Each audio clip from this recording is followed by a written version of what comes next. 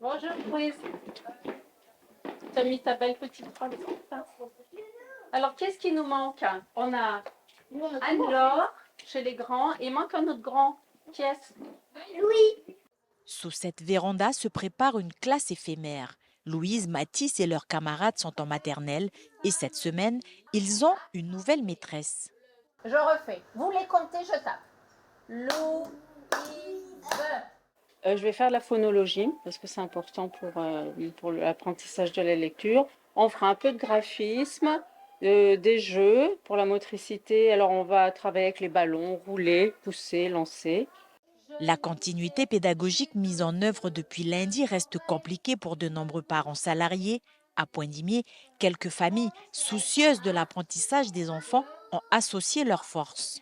On a décidé avec les copines mamans de tourner. Donc chaque jour, ça change de maison. On a fait 2 groupes, un groupe primaire, un groupe maternel. On a la chance de pouvoir compter sur une amie institutrice qui vient bénévolement s'occuper de nos enfants pour leur faire travailler le programme. Et là, c'est U sur B. En fait, tu fais la formule. En fait, c'est U prime. U prime. Pour les élèves du secondaire, le travail est disponible sur Pronote. L'application est accessible aux élèves comme aux parents et permet d'échanger avec les professeurs. Hugo et Ivan en classe de terminale, eux, sont préoccupés par leur orientation. C'est un peu inquiétant quand même pour la poursuite des études supérieures. Après, les professeurs, ils nous aident pas mal.